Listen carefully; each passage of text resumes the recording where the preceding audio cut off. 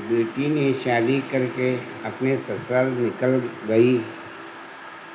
ससुराल वाले उसे अपना बनाकर ज़िंदगी बसर करने लगे। कुछ दिन बीत चुके तो मायके से माँ हमेशा फ़ोन करने लगी, देख बेटिया, काम धंधा ज़्यादा मत करना, ज़्यादा उलझन में मत पड़ना। तेरे ससुराल वाले भी तो है, वो भी काम लेंगे, तो आराम से फ़ोन देखते रहना और खटिया पे लेटी रहना। काम धंधे में ज़्यादा उलझना नहीं, ज़्यादा घिरना नहीं, इससे तबीयत खराब हो सकती है। जब मायके से ये बात माँ के मुँह से आई तो बेटी ने वैसा ही किया।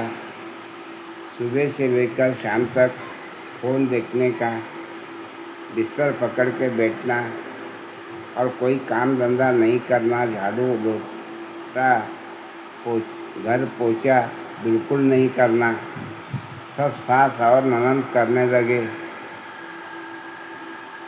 ये सब देखकर पति हैरान हुआ। एक दिन काम से आया, बड़ी ज़ोर से भूख लगी थी। पत्नी से कहा,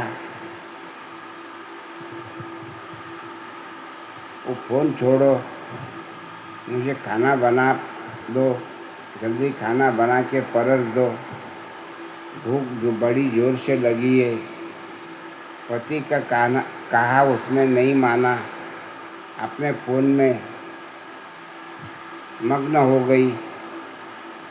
तो पति को बड़ा गुस्सा आया, फ़ोन उठाई। पति ने फ़ोन उठाकर फ़ोन पर फेंक दी। तब ये बात माँ तक, उसके मायके तक पहुँच गई।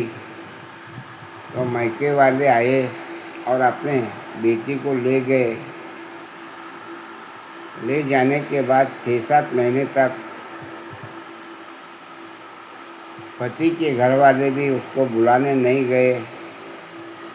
तब उन्होंने कंप्लेंट किया, जाके थाने में दरखास्त की। सास ननद बहुत डांटती है, पति भी बहुत डांटते हैं। बड़ी संकट में मेरी बेटियां जीती है, उनको कोई ना कोई सबक दिला दो। ये सारी बात थानेदार ने सुन ली।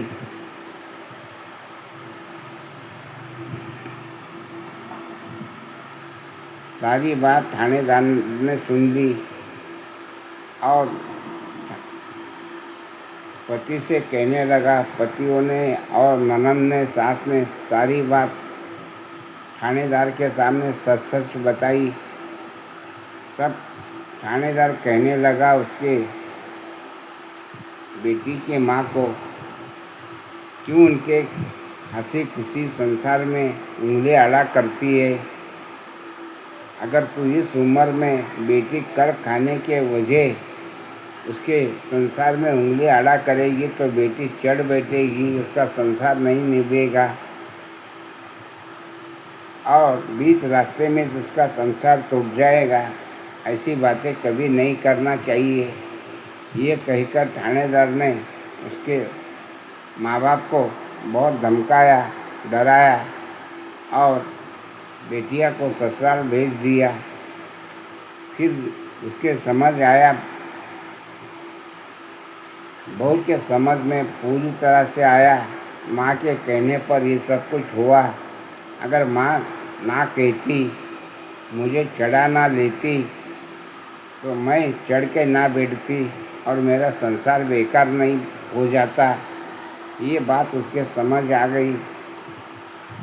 तो पति के माफ़ी मांगी, सास के माफ़ी मांगी, ननद के माफ़ी मांगी और अपने घर परिवार का ख्याल रखते हुए मायके का नाम भूलकर अपना ससुराल ही अपनी ज़िंदगी संसार समझकर निभाने लगी। कहानी अगर अच्छी लगी, पसंद आई तो वीडियो को शेयर करो और लाइक करो, सब्सक्राइब करो। धन्यवाद।